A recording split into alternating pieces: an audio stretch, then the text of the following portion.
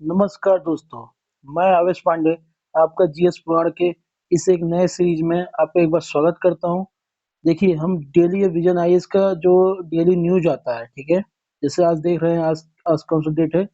13 मार्च। तो आज 13 मार्च का जो भी दिया हुआ, 13 मार्च का जो भी न्यूज दिया हुआ है, उसको हम डिस्कस करेंगे। ये बाइलिंगुअल फॉर्म में ही रहने वाला है, मतलब इंग्लिश में लिखा रहेगा और हिंदी में एक्सप्लेन करेंगे, ठीक है?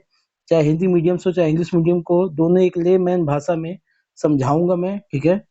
और इसको आप ज़रूर शेयर कीजिए इस वीडियो को अपने पढ़ने वाले जितने भी फेलो स्टूडेंट्स हैं, ताकि उनके तक पहुँचे। और प्लीज़ इस चैनल को सब्सक्राइब कर लीजिए अगर अभी तक आपने नहीं किया है, ठीक है? चलिए आगे देखते हैं क्या है आज के पहला टॉपिक में क्या दिया हुआ है। Help to die, the French president backs bill allowing medical assisted death.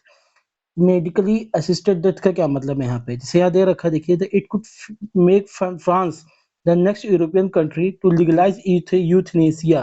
Euthanasia की अगर हिंदी देखें, इसका कहा जाता है इच्छा मृत्यु, ठीक है? इच्छा मृत्यु मतलब जब वो चाहें अपने आप को त्याग दें, मृत्यु ले लें, ठीक है? लेकिन ये कब हो सकता है?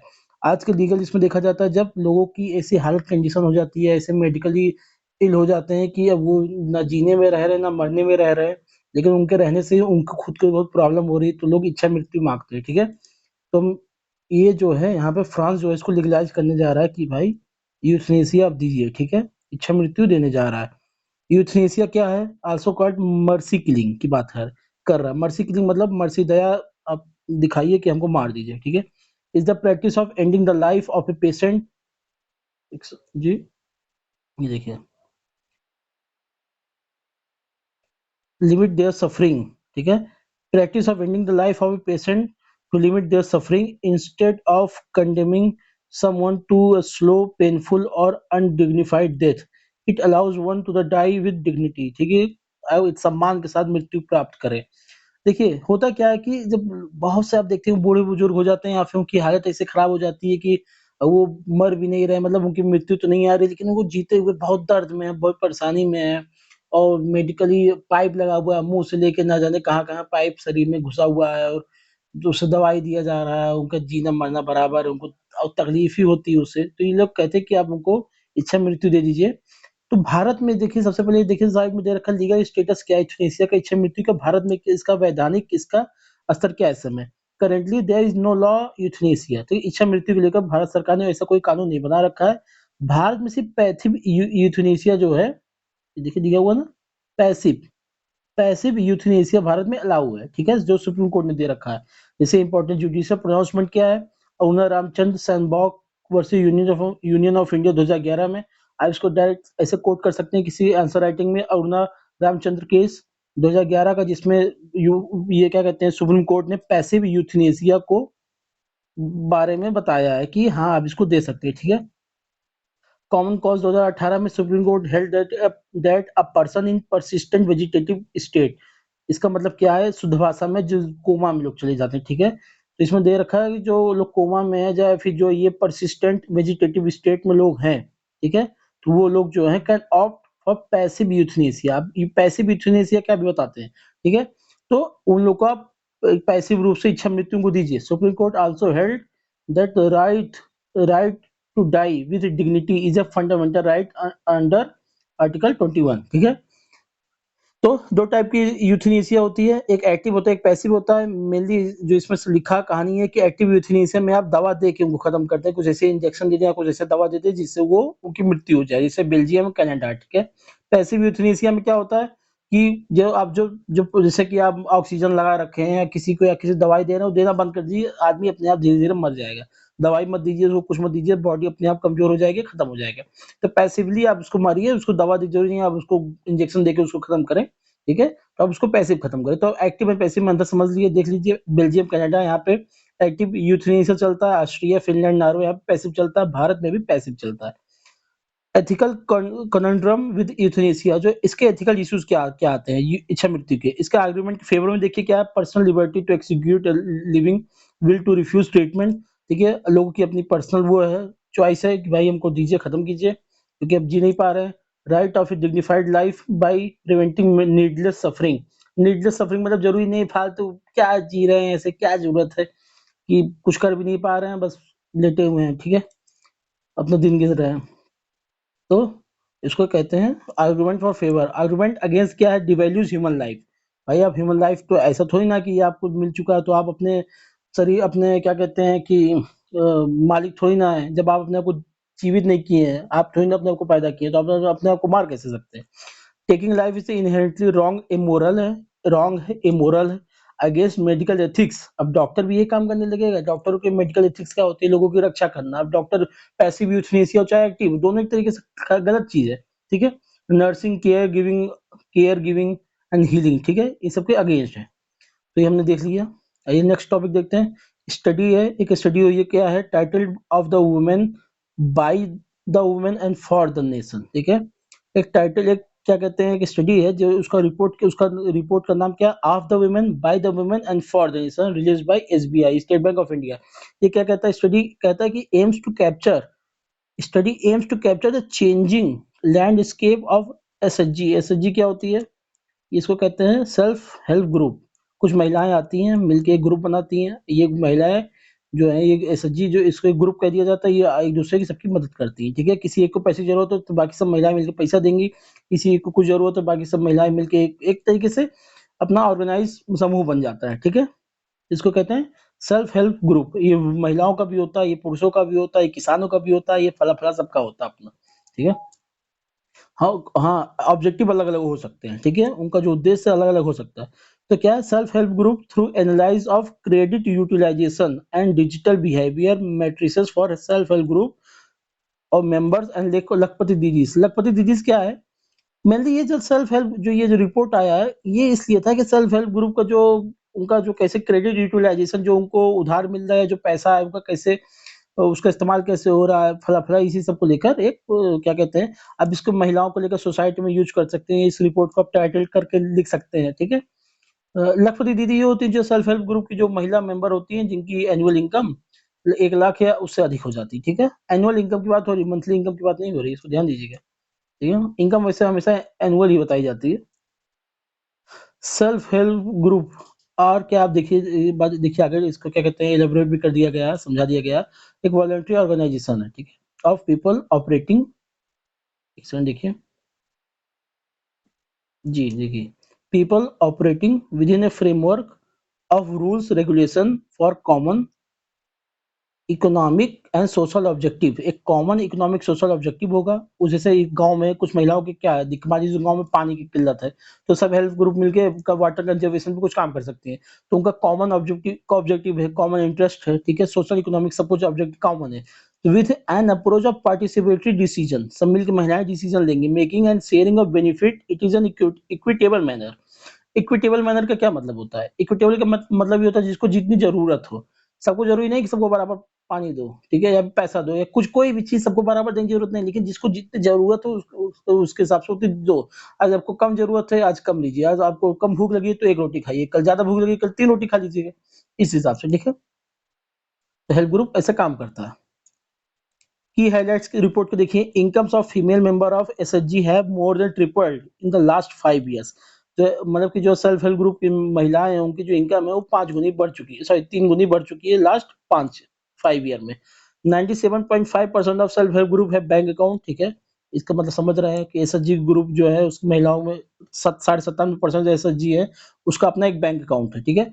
65% of rural SHG members have moved upward in terms of relative income in fiscal year 2024। कुल मिला के इसमें फला फला दे रखा कि कैसे उनके उनका इकोनॉमिक जो क्या कहते हैं स्टेटस है, उनका जो सोशल स्टेटस है, कैसे महिलाओं का बढ़ा है, ठीक है। ये कुछ फैक्ट्स हैं जो आप इसको लिख सकते हैं, रट सकते हैं। जैसे इसमें देख लो, female labour force participation rate बढ़ा है, ठीक है। ये क्या होता है? Female labour force participation rate क्या है? ये एक रेशियो क्या है? जैसे मान लीजिए जो वर्किंग वुमेन एज होता है, जैसे 15 साल से अधिक महिलाएं, कितनी महिलाएं हैं जो कि काम कर, माना जाता है 15 साल के ऊपर की लड़कियां काम कर सकती हैं, ठीक है। तो वो एक वर्किंग एज में आती है। अब उस वर्किंग एज में कितनी महिलाएं काम कर रही हैं, जैसे अभी इसमें दे नहीं रखा, लेकिन लेटेस्ट डेटा था कि 37% तक का इसमें जा चुका है। तो मतलब 100 लड़कियां हैं जो कि 15 साल से ऊपर जो वर्किंग एज में आ सकती हैं, वैसे 59 तक माना जाता है, ठीक है। औरतें हैं जो कि विमेन है, इसमें कम से कम 100 में से 37 लोग अब महिलाएं जो काम कर रही हैं। मेनली महिलाएं जो होती है मानी जाती है कि हमेशा वो एक हाउस वाइफ की तरह रहती हैं, ठीक है। तो कुल मिला के ये एक female labour force participation rate बढ़ा है। अब आगे नेक्स्ट देखते हैं क्या दिया है। एसएचजी बैंकिंग लिंकेज प्रोग्राम जो चलाया गया है, इसके बारे में दे रखा है। Started as a pilot NABARD, ठीक है। नाबार्ड एक पायलट ग्रुप की तरह, सॉरी, एक पायलट प्रोजेक्ट चलाया गया नाबार्ड द्वारा, कब 1992-93 में। तो क्या किससे चलाया गया? लिंक अराउंड 500 एसएचजीज to the formal financial institutions. 500 से ज्यादा एसएचजीज को फॉर्मल फाइनेंशियल इंस्टीट्यूशन से जोड़िए। ये फॉर्मल क्या चीज है? जैसे बैंक हुआ, बैंक हो गया, और कोई कॉर्पोरेट क्रेडिट दे रहा है, इन सबसे जोड़िए, फॉर्मल ही है। और इनफॉर्मल क्या होते हैं? जैसे आप देखते होंगे गांव में कोनो सेठ हुए, लाला हुए, आप उनसे उधार पैसा ले रहे हैं, इनफॉर्मल है, ठीक है। क्या मतलब है उनसे ले रहे हैं? तो आप फॉर्मली लीजिए ताकि आपको एक सही उचित दाम मिल सके, आप उचित इंटरेस्ट के रूप में आप प्राप्त कर सकें। गांव में जाएंगे कोई 20% इंटरेस्ट पे लोन देगा, बैंक पे आएंगे आपको 8 से 10% इंटरेस्ट पे लोन देगा, वो फॉर्मल रहेगा, आपको कोई दिक्कत नहीं होगी। वो तो गांव वाले आपको खदेड़ के वसूलना चालू कर देंगे, तो ये सब प्रॉब्लम आती है, ठीक है। तो इसलिए नाबार्ड इसको पायलट प्रोजेक्ट चलाया कि जो सेल्फ हेल्प ग्रुप का बैंक लिंकेज प्रोग्राम चलाया जाए। कब? 1992-93 में से चालू हुआ था। नाबार्ड कब बना था? 1992 में, याद रखिएगा, 1982 में, सॉरी, 1982 में नाबार्ड बना था, ठीक है। तो it has now become the largest micro finance programme for delivering financial service to the poor and sustainable manner. तो आप इस प्रोग्राम को कहीं भी कोट कर सकते हैं, जो नाबार्ड द्वारा चलाया गया था self help group bank linkage programme को। ये क्या है? It is the largest micro finance programme for delivering financial service to the poor in sustainable manner, ठीक है। सतत रूप से देने वाले एक बहुत सबसे बड़ा माइक्रो फाइनेंस, सूक्ष्म रूप से माइक्रो फाइनेंस मतलब जो छोटा रुपये, 10 लाख रुपया, 1000 रुपया, 10 लाख नहीं, 10,000, 5,000, 20,000, जो लगभग 2 से 2.5 लाख तक की जो माइक्रो फाइनेंसिंग होती है, लोन दिया जाता है, उसको माइक्रो फाइनेंस कहा जाता है, ठीक। फाइनेंस कर रहा है कि आप चलिए ठेला लगाइए, चलिए आप दुकान लगाइए, चलिए आप स्टार्टअप करिए, इसको माइक्रो फाइनेंस कहा जाता है, ठीक है। तो ये सबसे बड़ा है। अदर इनिशिएटिव देखते हैं जो सेल्फ हेल्प ग्रुप का चलाया गया, इसको आप नोट कर लीजिएगा। Micro micro enterprise development programme, livelihood and enterprise development programme, scheme for promotion of women SHG, national rural livelihood mission. तो ये सब चीजें हैं, कुछ स्कीम्स हैं दे रखी हैं यहाँ पे। नेक्स्ट देखते हैं। Ministry of chemical and fertiliser inaugurated credit assistance programme for Jan Aushadhi केंद्र, ठीक है। एक जन औषधि केंद्र क्या है? देखते आइए, देखिए, small industry development bank of India, SIDBI का हेडक्वार्टर कहाँ पे है? लखनऊ में, ठीक है। ये जरा रख लीजिएगा, सिडबी का हेडक्वार्टर कहाँ है? लखनऊ में। Pharmaceutical and medical devices bureau of India, PMBI, ठीक है। दोनों अलग अलग है। सिडबी बैंक और जो पीएमबीआई ने एक्सचेंज किया एक एमओयू, एक बोला एक एग्रीमेंट कर लिया आपस में, for providing credit of working capital to existing and propose Jan Aushadhi केंद्र, ठीक है।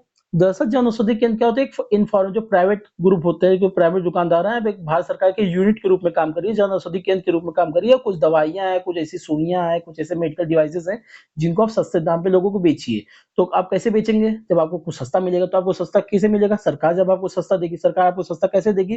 तब आप उनके साथ जुड़ेंगे, ठीक है। तो credit of working capital, working capital क्या होता है? जब कोई चीज आप जब स्टेब्लिश करते हैं, दुकान लगाते हैं, कोई मान लीजिए आप वर्किंग कैपिटल, अब जैसे मैं अब ये आपको मान लीजिए जूस की दुकान लगानी है, तो भैया 10,000 रुपया कम से कम खर्चा आएगा, तो हम दुकान लगाएंगे, तो उसको वर्किंग कैपिटल कहता है। 10,000 रुपया ले लीजिए, आप उसको दुकान लगा लीजिए, तो उसको वर्किंग कैपिटल कहा जाता है, कि जो जन औषधि केंद्र हैं उसको लगाने के लिए। तो स्मॉल क्या, small industry development bank of India and pharmaceutical and medical device bureau of India, दोनों ने मिलकर एमआईयू साइन किया है, ठीक है। अब आगे देखते हैं जल्दी जल्दी क्या है। Programme propose to use GST Sahay platform and digital public infrastructure while providing unsecure working capital loan for small businesses, ठीक है। इसको दे रखा है। It also adds credit layer in DPI, ठीक है। एक क्रेडिट लेयर डिजिटल, मतलब एक क्रेडिट लेयर ऐड कर दिया गया है, जो डिजिटल क्या कहते हैं, पब्लिक इंफ्रास्ट्रक्चर चीजें हैं, इन सब चीजों में, apart from identity and payment layer, ठीक है। तो आप मतलब जैसे आइडेंटिटी एंड पेमेंट लेयर में, और कुल मिला के इसमें ये रखा है कि कैसे आप शांति से जो ये आप लोन दे रहे हैं उसको एक फॉर्मलाइज कर दिया गया है, और उनको ताकि आसानी से उनको लोन मिल सके। कुल मिला के इसका मेन क्रक्स ये है, ठीक है। दे आर, अब थोड़ा फैक्चुअल दे रखा है। 11,000 से ज्यादा जन औषधि केंद्र भारत में ऑपरेट करते हैं, ठीक है। और इस समय लगभग 11,000 जन औषधि केंद्र ऑपरेट करते हैं, और भारत सरकार का ये है कि अगले 2 साल तक कम से कम ये 25,000 तक जन औषधि केंद्र बनाए जाएं, ठीक है। Jan Aushadhi Kendra are outlets under the प्रधानमंत्री भारतीय जन औषधि परियोजना, जी इसको ध्यान रख दीजिएगा। जन औषधि केंद्र किसके अंडर में काम करते हैं? प्रधानमंत्री भारतीय जन औषधि परियोजना, PMBJP, which provide generic medicine, eight affordable price. Generic medicine क्या होते हैं, एक होता है क्या कहते हैं जो ब्रांड वाले होते हैं, ठीक है? ब्रांड वाले में दवाई होते हैं, मतलब जिनका पेटेंट होता है। मान लीजिए जॉनसन एंड जॉनसन कंपनी है, उसने कोई रिसर्च किया, बोले भैया इसका पेटेंट मेरे पास है, तो ये दवाई है मैं ही बनाऊंगा, ठीक है? तो बहुत महंगी दवाई है, अपने हिसाब से दाम रखते हैं, बोला रिसर्च किया, बहुत पैसा लगाया, ठीक है? तो 20 साल तक पेटेंट हो गया। 20 साल तक पेटेंट क्या कि ईयर लगभग 20 साल तक होता है। तो 20 साल बाद अब वो उसका फार्मूला ओपन हो जाएगा। अब क्या करेगा, उसको जो बाकी जो फार्मास्यूटिकल कंपनियां हैं उसके फार्मूले को लेकर वो दवाइयाँ बना देंगी। जब वो जब नॉन ब्रांडेड जो दवाइयाँ बन जाती है, क्योंकि ब्रांड तो मेन कंपनी ओनर बनाएगी, नॉन ब्रांडेड जो बाकी कंपनियां बनाती हैं, ठीक है? जो दवाई उसको जेनरिक दवाई कहते हैं। और जेनरिक दवाइयाँ सस्ती होती है, तो प्रधानमंत्री जन औषधि केंद्र में यही जेनरिक दवाइयाँ अफोर्डेबल प्राइस, एक लिखा अफोर्डेबल मतलब जिससे आप आराम से उसको अफोर्ड कर सकें, मतलब आराम से 20 रुपये 50 रुपया इसमें दवाई खरीद सके। वही नॉन अफोर्डेबल क्या हो जाएगा, 1000 रुपये 2000 रुपये प्राइस हो जाएगा उसका। तो ये इसका ये मेन चीजें थी, ठीक है? आगे देखते हैं क्या लिखा हुआ। देखिए दे रखा है, Jan Aushadhi Kendra are run by private enterprise entrepreneurs and with the government support financial assistance provide around 2000 types of medicines and 300 types of surgical devices। वही मैंने कहा, जो प्राइवेट एंटरप्रेन्योर्स होते हैं, जो प्राइवेट लोग होते हैं, जो प्राइवेट आम आदमी होता है, जब वो कभी खोलता है, ठीक है, वो पहली बार चलाता है, लेकिन गवर्नमेंट सपोर्ट करती है, फाइनेंशियली सपोर्ट करती है, सिस्टम के भैया इतना पैसा लो लेकिन नीचे सस्ते बेचो, ठीक है? पीएमबीजेपी से अब देखिए क्या है, campaign launch for department of pharmaceutical in 2008। इसको ध्यान दीजिएगा, ठीक है? ये जो पीएमबीजेपी कब से चल रहा है, डिपार्टमेंट ऑफ फार्मास्यूटिकल्स चला रही 2018 से, with an objective of making quality generic medicine available at affordable price to all. जो अभी तक इतना देर तक हमने बात किया इस पे, ठीक है? ये इम्प्लीमेंट कौन करेगा इसको, pharmaceutical medical pharmaceuticals and medical device bureau of India, PMBI, a society registered under Department of Pharmaceuticals. Under it, medicines are procured only for WHO goods manufacturing practices। इसको पढ़ दें जी, हाँ, ठीक है? WHO good manufacturing practices, WHO GMP certified suppliers for ensuring quality, ठीक है? अब ऐसे भी नहीं जेनरिक बेचने के चक्कर में कुछ भी किसी से उठा लो, ठीक है? जिससे ये वाला सर्टिफिकेट मिला होगा वही से बेचेगा, मतलब वही दवाइयाँ से बिकेंगी, ठीक है? अब देखिए कुछ फैक्ट दे रखा है, जन औषधि केंद्र का फायदा क्या है, reduction of out of pocket expenditure. सबसे मेन बात ये है कि आउट ऑफ पॉकेट एक्सपेंडिचर होता क्या है, ठीक है? मान लीजिए 100 रुपया है, मान लीजिए आउट ऑफ क्या कहते हैं एक्सपेंडिचर, इस समय भारत में 47% है, शायद लगभग इतना ही है जी। तो अब इसका क्या मतलब हुआ, मतलब अगर 100 रुपया दवाई खर्च हो रहा है, तो आप जो है 47 रुपया दे रहे हैं, बाकी 53 रुपया कौन दे रहा है, सरकार दे रही है। तो आउट ऑफ पॉकेट एक्सपेंडिचर जितना कम होगा, उतना ही आम आदमी के लिए अच्छी बात होगी। मतलब क्यों, क्योंकि बाकी पैसा सरकार दे रही थी, मतलब सरकार को हेल्थ पे ज्यादा खर्चा करे, ताकि लोग अपना आउट ऑफ पॉकेट एक्सपेंडिचर उनका कम होगा, तो उस पैसे को वो अलग अच्छी जगह इस्तेमाल कर सकेंगे, कहीं बिजनेस में लगा सकते हैं, कहीं कुछ लगा सकते हैं, जिससे फर्दर एम्प्लॉयमेंट बढ़ सकता है, फर्दर मनी सप्लाई बढ़ेगा, तो सरकार को उससे ज्यादा फायदा ही होगा, ठीक है? तो इसलिए कहते हैं कि आउट ऑफ पॉकेट एक्सपेंडिचर कम होना चाहिए। तो इसमें क्या दे रखा है, देखिए, reduction reduction in out of pocket expenditure saving more than 28,000 crore तक का सेव हुआ है over the last 10 years period while buying medicine from जन औषधि केंद्र। 28,000 करोड़ तक की बचत हुई है लास्ट 10 ईयर। इम्प्रूव्ड अवेलेबिलिटी है, इंकरेज डॉक्टर्स को इंकरेज करिए, ठीक है? सेल्फ एम्प्लॉयमेंट, ठीक है, डॉक्टर भी एंकरेज हो रहा है, कैसे, specially in government hospital to prescribe generic medicine, providers small entrepreneurs with financial autonomy, ठीक है, इम्प्रूव्ड अवेलेबिलिटी, ये सब चीजें हैं, ये जो सिग्निफिकेंस है। अब आइए देखते हैं, ministry of power release 12th, एक सेकंड, ये जी हाँ, ये जो है मिनिस्ट्री ऑफ पावर रिलीज 12वां annual integrated rating and ranking of power distribution utilities, जिसको डिस्कॉम कहते हैं। डिस्ट्रीब्यूटिंग कंपनी होती है, क्या कंपनी होती है, जैसे आप बिजली खरीदे, एक कंपनी होती है, मानिए सी कंपनी है, एक सेकंड जी हाँ, सी कंपनी है, तो वो ए बिजली बनाने वाली कंपनी से खरीद रही है बिजली, सी कंपनी इसको खरीद के बाकी यहाँ पे बेच रही है, हम लोगों को बेच रही है, तो इसको जो ये बीच का जो बिचौलिया है, इसको डिस्कॉम कहते हैं। अब ये समझ गए होंगे डिस्कॉम क्या होता है, ठीक है? और जो डिस्कॉम इसको लेकर एक 2012 से इंटीग्रेटेड रेटिंग एक्सरसाइज इनके बारे में चलाई जाती है, इनकी हालत कैसी है, इन सब चीजों को देखा जाता है, तो उनके बारे में बताया जाता है। जो डिस्कॉम है, जो कंपनियां, उनकी हालत ठीक है कि नहीं, is being carried out on annual basis with an aim of evaluating performance of discoms. It is conducted with the power finance corporation. ठीक है, एक क्या कहते हैं, पावर फाइनेंस कॉर्पोरेशन एक कंपनी है जो कि महारत्न कंपनी है, इसको याद रखिएगा। As the nodal agency rates पर परफॉर्मेंस 55 डिस्कॉम्स को देखती हैं। अब इसमें कुछ की हाइलाइट्स थे, देख लीजिए, छोटा छोटा देख लीजिए, ज्यादा सब फैक्ट्स याद करने की जरूरत नहीं है। ATNC losses improve 15.4% in physical year 2023, reaching closer to national goal of 12 से 15%। एटीएनसी लॉसेस क्या होता है? मान लीजिए एटीएनसी लॉसेस क्या है, जैसे कि इसको कहते हैं एग्रीगेट टेक्निकल एंड क्या कहते हैं कॉमर्शियल लॉसेस कहा जाता है। अभी कोई कंपनी है, इसको खरीद, ये मान लीजिए एक कंपनी से खरीदने के बाद और फिर जो ये हम लोगों को बेच रही है, इसका जितना खर्चा आया, इतने खर्चे से कितना, मान लीजिए 100 रुपया खर्चा आया, लेकिन वो रियलाइज कितना कर रहा है? मान लीजिए 85 रुपया रियलाइज कर रहा है। ठीक है, 85 रुपया रियलाइज कर रहा है, मतलब 15%, 15 रुपया का घाटा हो रहा है, इसी 15.4% घाटा हो रहा है उसको। अब ये अभी कहाँ आ गया, 12 से 15% के नीचे लाइए इसके एटीएनसी लॉसेस जो है उसको नीचे लाइए। ठीक है, तो मतलब इतना घाटा नहीं होना चाहिए।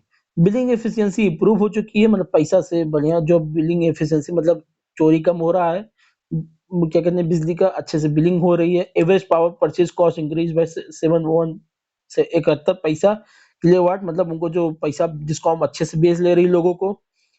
जो एक लेमैन लैंग्वेज समझा रहा हूँ, जहाँ इंपॉर्टेंट टर्म्स हैं या फिर जहाँ पे नोट करने वाली चीजें हैं मैं उसको बता दूंगा। मेनली जो क्रक्स न्यूज का मैं वो बता रहा हूँ।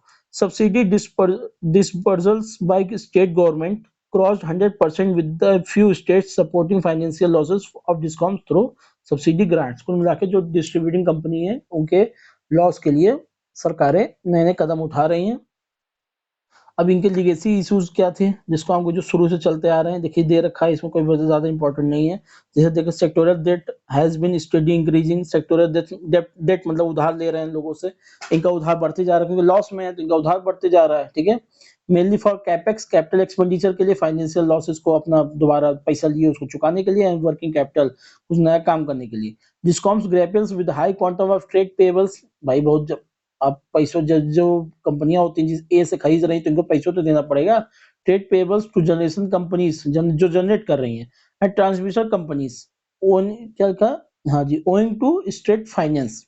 ठीक है, तो जो ट्रांसमिट कर रही हैं वो अलग हैं, जो जनरेट कर रही हैं वो अलग हैं, उनको पैसा देना है लेकिन इनको पैसा सही मिल नहीं पा रहा, तो ये इनके लेगेसी इश्यूज का मतलब ये इनका ये प्रॉब्लम चली आ रही है। ठीक है, some states will have to clear substantial subsidy areas accumulated over a long period। High ATNC loss जो मैंने अभी आपसे डिस्कस किया है, इसमें देखिए कुछ ये स्कीम दे रखी है इसके बारे में। उज्ज्वला डिस्कॉम एश्योरेंस योजना, तो उदय स्कीम किससे संबंधित है? इसी क्या कहते हैं, जो डिस्कॉम के जो डिस्कॉम्स हैं भारत में, इनके फाइनेंशियल टर्न अराउंड को बढ़िया करने के लिए। ठीक है, रिवाइम्ड डिस्ट्रीब्यूशन सेक्टर स्कीम आरडीएसएस है, with A focus on smart metering, loss reduction works and capacity building. तो आरडीएसएस स्कीम क्या करती है, इसके थ्रू क्या होगा, आरडीएस स्कीम के थ्रू क्या होगा, जो स्मार्ट मीटर देखेंगे आपके घरों में स्मार्ट मीटर लगे हुए हैं, उसको इस स्कीम के तहत लगाया गया। नेशनल स्मार्ट ग्रिड मिशन चलाया गया। Additional lending of 0.5% of GSDP. आप देखे होंगे जो फिजिकल इस बार बजट में राज्यों को 3.5% तक का फिजिकल डेफिसिट के लिए अलाउ किया गया, जिसमें 5% जो ये 0.5% है, ये आप जो मतलब 3.5% का लॉस फिजिकल डेफिसिट का मतलब ये है कि आप मान लीजिए 100 रुपया है और 3.5 रुपया आप उधार, मान लीजिए 100 रुपया आपको खर्चा करना है, लेकिन आपके पास 97 रुपये, सत्ता 96, 96.5 रुपया है आपके पास, लेकिन 3.5 रुपया आपको उधार देना है। तो जो आप उधार लेंगे उसमें से 0.5% जो है, 5.5 रुपया जो है, 50 पैसे जो है, आप इलेक्ट्रिसिटी या डिस्कॉम के कामों में यूज करेंगे। ठीक है, मेनली इसमें ये चीज है। अब देखते हैं इसमें और क्या दे रखा है, नेक्स्ट न्यूज देखते हैं। Union ministry of chemical and fertilisers issued uniform code of pharmaceutical marketing practices. ठीक है, मेनली दे रखा है मार्केटिंग प्रैक्टिसेस के लिए union ministry of chemical fertiliser ने एक uniform code for pharmaceutical marketing practices, जो दवाइयां बिक रही हैं उसके बारे में एक नोटिफिकेशन निकाला कि जो दवाई बेचेंगे तो अब ये चीजें होना चाहिए उसमें।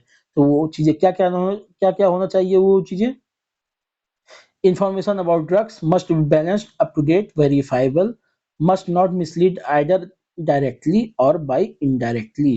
जो भी आप दवाइयों में लिख रहे हैं, जिस इसको जो एक्सपायरी डेट हो, जो उसमें फार्मूला, वो सब चीजें अप टू डेट एकदम सही होना चाहिए, कुछ भी मत लिख दीजिएगा।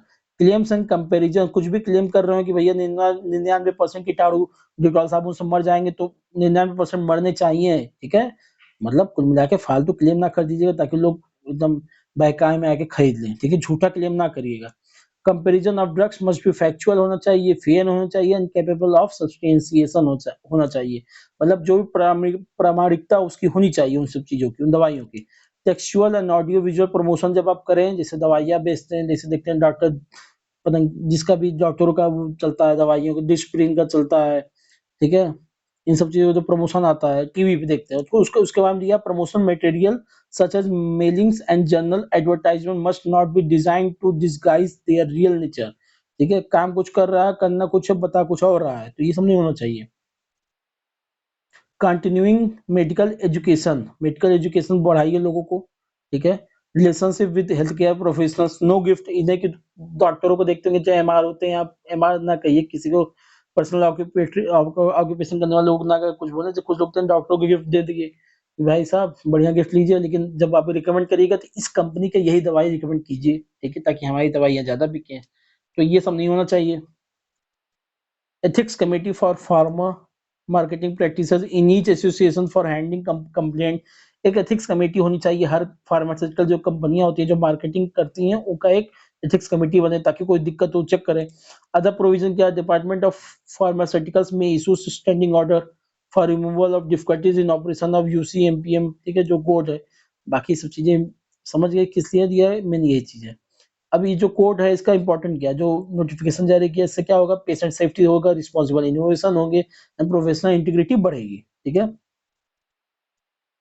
Committee on digital competition law CDCL submitted its report along with the draft bill on digital competition law, ठीक है? ये देखिए committee on digital competition law submitted its report along with the draft bill on digital competition law. Ministry of Corporation Affairs had constituted CDCL, ठीक है, Committee on Digital Competition Law पे on the recommendation of report of Parliamentary Standing Committee on Finance on the subject anti competitive practices by big tech companies. जो big tech companies है, मान लीजिए Amazon हुआ, ठीक है, और ये सब जो एंटी कंपटीशन प्रैक्टिसेस करती हैं, जैसे अभी आपने हाल ही में देखा होगा कि जो एप्पल पे कोई एक यूरोपियन देश ने क्या कहते हैं बिलियंस ऑफ डॉलर का वो लगा दिया, क्या कहते हैं, पे फाइन लगा दिया। क्या बोला कि आप इस किसी चीज को लेकर आप ज्यादा प्रमोट कर रहे हैं, जैसे स्पॉटिफाई पे कोई गाना ज्यादा प्रमोट कर रहे थे, किसी और गाने को कम प्रमोट कर रहे हैं, तो ये सब चीजें को जो एंटी कम्पिटिटिव जो एक्टिविटीज हैं इसको रोका गया, रोकने के लिए, उसको पनिश करने के लिए। CDCA report list 9 anti competitive practices के बारे में बात करता है बाय बिग टेक कंपनीज। 9 प्रकार के एंटी कम्पिटिटिव प्रैक्टिसेस की जाती हैं। वो क्या क्या है देखिए, कुछ दे रखे हैं, कुछ को पढ़ते हैं। एंटी स्टीयरिंग प्रोविजन होता है। एंटी स्टीयरिंग प्रोविजन का मतलब ये होता है किसी, क्या कहते हैं, थर्ड पार्टी को रोकना। थर्ड पार्टी मतलब जैसे अमेजॉन है, अमेजॉन अपने सामान को बेचवाए लेकिन बाकी सामानों को ना बेचवाए। Platform neutrality according to favourable treatment to own products, platform वही मतलब कि क्या कहते हैं कि न्यूट्रल नहीं रहता कोई प्लेटफॉर्म, सोचता कि हमारा सामान ज्यादा बिके, दूसरे का कम बिके, इसलिए अपने अमेजॉन का एल्गोरिथम ऐसा रहेगा कि अमेजॉन की चीजें उस पर ज्यादा बिकेंगी। कुल मिला के इसमें ये कह रहा है agency building and time forcing consumer to buy related services, किसी एक ही चीज को लगातार दिखाना।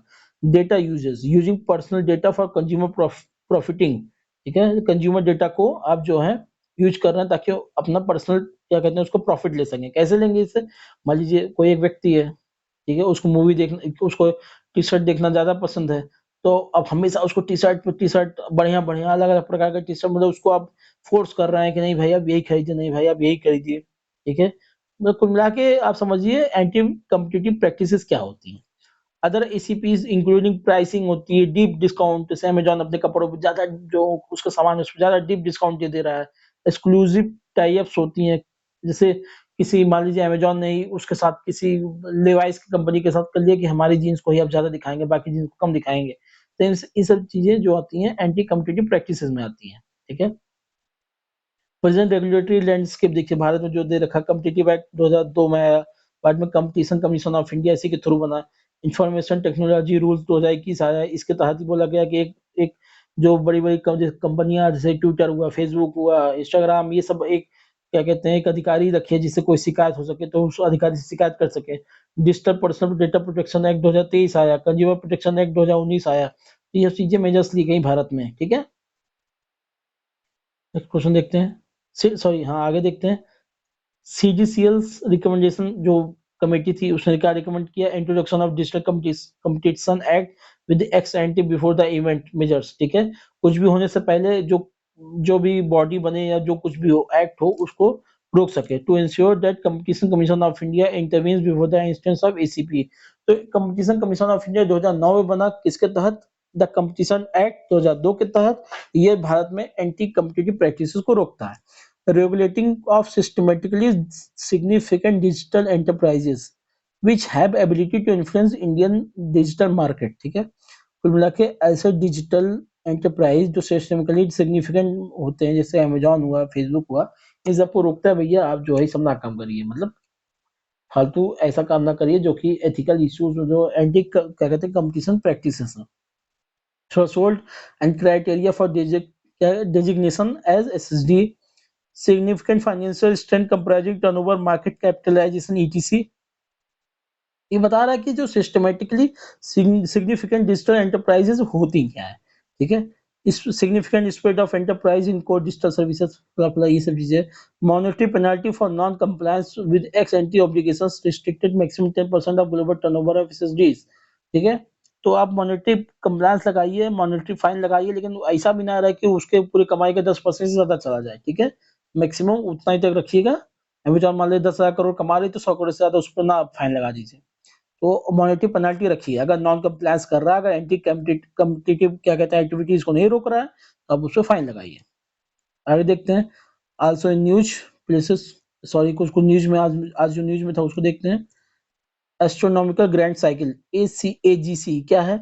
According to a study of gravitational interaction between Earth and Mars, result in cycling changes in deep ocean currents that recur every 2.4 million years recur, ठीक है? 2.4 million years, हर 2.4 million year में ये एस्ट्रोनॉमिकल ग्रैंड साइकिल आता है। इसका मतलब क्या होता है?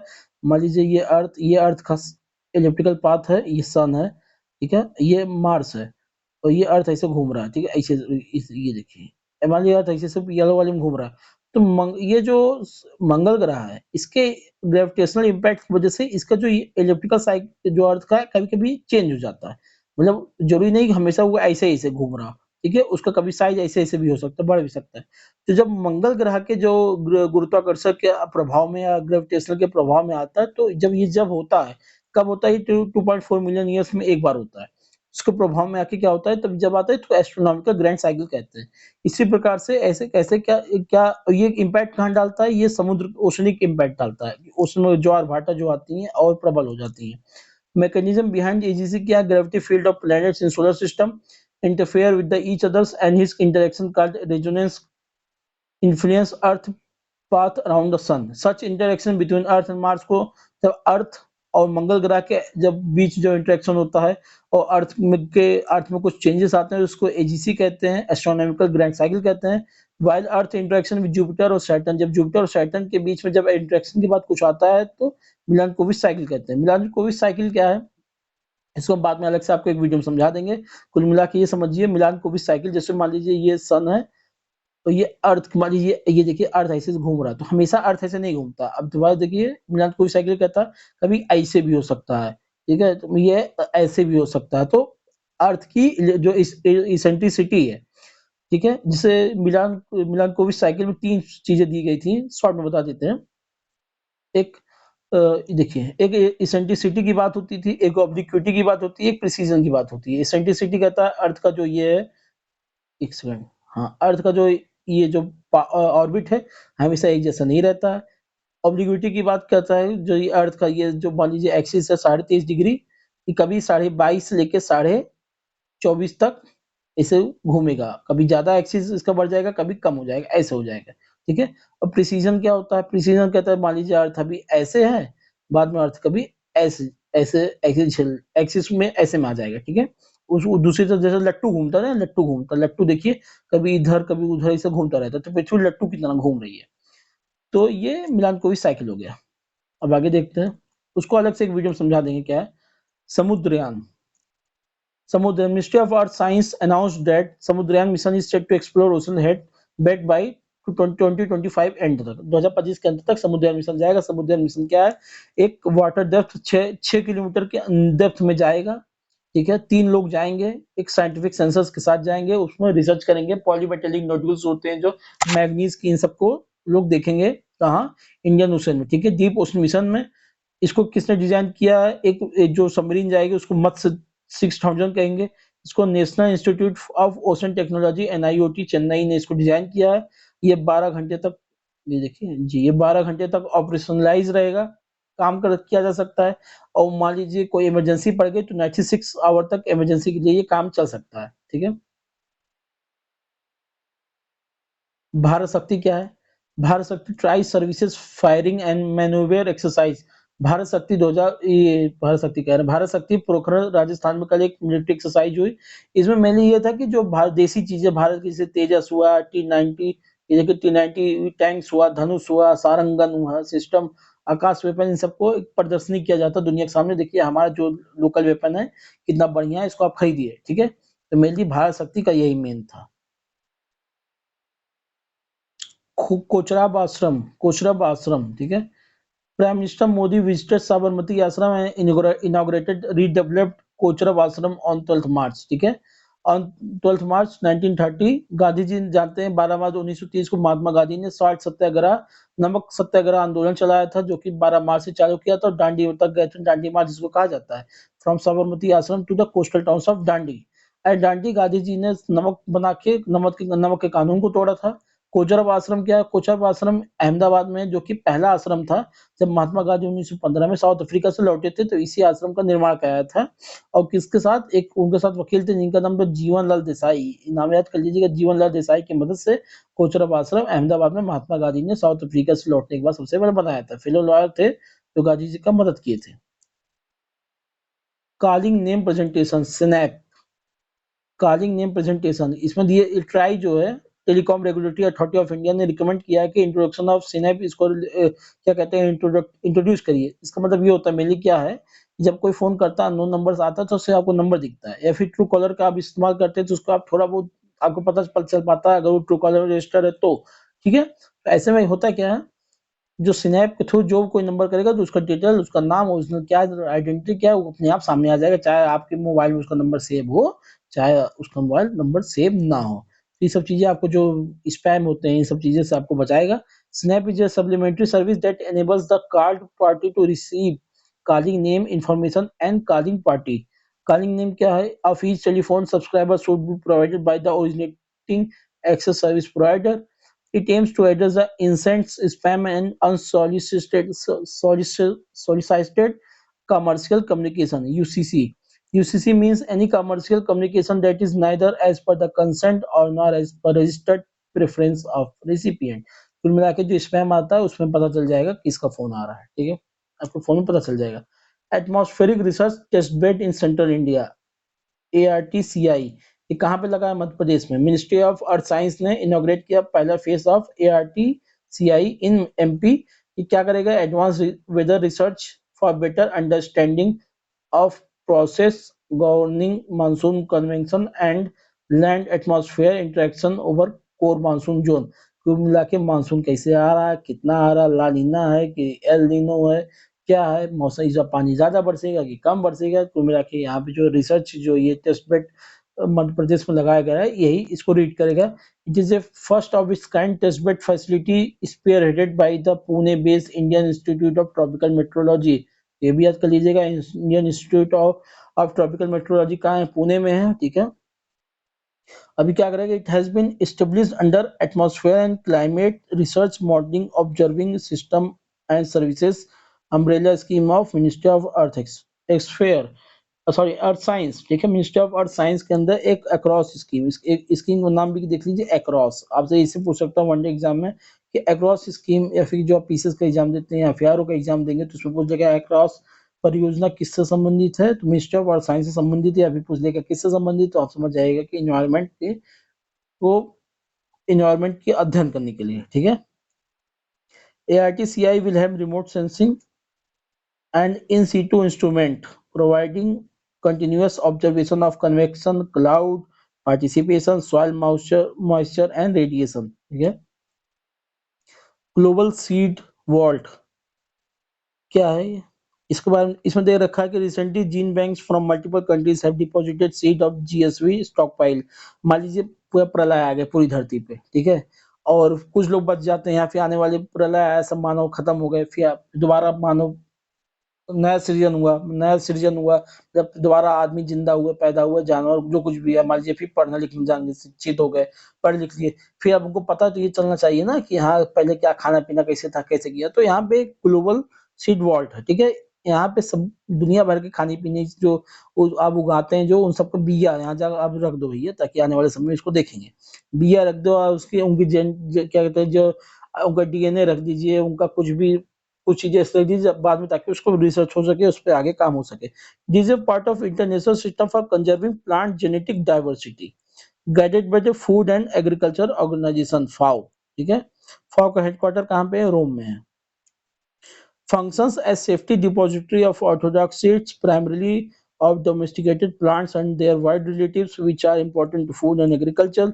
कहाँ पे है ये जो वर्ल्ड, कहाँ पे बनाया गया है? सॉलवार्ड, ये जो नॉर्वे के एक आर्किपेलगो है, मतलब नॉर्वे का एक आइलैंड है सॉलवार्ड, जो कि नॉर्थ पोल और मिल नॉर्वे जो जो नॉर्वे देश है और नॉर्थ पोल जो है, ठीक है, उत्तरी ध्रुव, उन उसके बीच में ये सॉलबार्ड एक आइलैंड है, जहाँ पे इसको रखा गया -18 डिग्री सेल्सियस पे, ताकि वो बढ़िया से पड़ा रहे। Pobitora wildlife sanctuary. Pobitora wildlife sanctuary, Assam cabinet has decided to denotify prime rhino habitat of PWS. ठीक है, कुल मिला के इसमें इंपॉर्टेंट क्या है, पवितारा वाइल्ड लाइफ सेंचुरी को जानिए। ये कहाँ पे? गुवाहाटी, असम के पास में है। कौन सी रिवर? ये साउथर्न बैंक ऑफ ब्रह्मपुत्र इसे बह रही है, इस डायरेक्शन में बह रही है, तो इसके साउथर्न बैंक पे। ठीक है, यहाँ पे पवितारा वाइल्ड लाइफ सेंचुरी है। ये क्या? Highest density of greater one horn rhinoceros in the world. एक वन हॉर्न राइनोसोरस सबसे ज्यादा कहाँ पे यहीं पाए जाते हैं, इनकी डेंसिटी सबसे ज्यादा यहीं पे है। इस ये Raja Mayong reserve forest and Pobitora reserve forest मिला के पोवितारा वाइल्ड लाइफ सेंचुरी बनाता है। 8 rhinos were translocated from PWS into Manas National Park as part of India's Rhinoceros Vision 2020 के तहत 8 राइनोस PWS लेके मानस नेशनल पार्क तक इसको ट्रांसफर किए गए हैं, ट्रांसलोकेट किए गए हैं। Other species wild water buffalo, wild boar, leopard, capped langur, porcupine, pangolin, ये सब भी यहाँ पाए जाते हैं। इंपॉर्टेंट बर्ड एरिया है as for birdlife international. ठीक है, पवितरा वाइल्ड लाइफ सेंचुरी कहाँ पे है? सीधी सी बात, असम में है। और किसकी फेमस है? राइनोस के लिए फेमस है। ठीक है, आगे देखते हैं। देखिए कुछ प्लेसेस हैं जो न्यूज में थे। साइप्रस, जान लीजिए इसकी राजधानी क्या है? निकोसिया है। ये देखिए टर्की है, ग्रीस है, इसराइल, लेबनान, सीरिया, इसराइल, इसी के देखिए ये है साइप्रस। ठीक है, मेन ये कि साइप्रस कहाँ पे? यहाँ पे साइप्रस है। और इसका मेन माउंटेन रेंज क्या है? क्रेनिया ट्रूडोज इसका माउंटेन रेंज है। मेन नदियां कौन सी बहती हैं? पीडियोज है, सेराकिज है, कुरीज है। ठीक है, हाईएस्ट पॉइंट का क्या है इसका? Mount Olympus. माउंट आप ऐसे पूछ सकते हैं आपसे कभी प्री के उसमें, माउंट ओलंपस कहाँ पे, किस देश में है? तो ये कहाँ पे? साइप्रस में है। ठीक है, तो आज का खत्म होता है। डेली हम इसको अपडेट करते रहेंगे, डेली जो करंट इसका न्यूज आता है शाम को पड़ जाएगा। ठीक है, तो इसको आप प्लीज पूरा देखिए, इसमें क्या इसमें इम्प्रूवमेंट किया जा सकता है और क्या बताया जा सकता है, प्लीज आप अपने कमेंट में जरूर नीचे लिखें। तो बहुत बहुत धन्यवाद आपका। आपका दिन शुभ हो, मंगलमय हो। जय हिंद, जय भारत।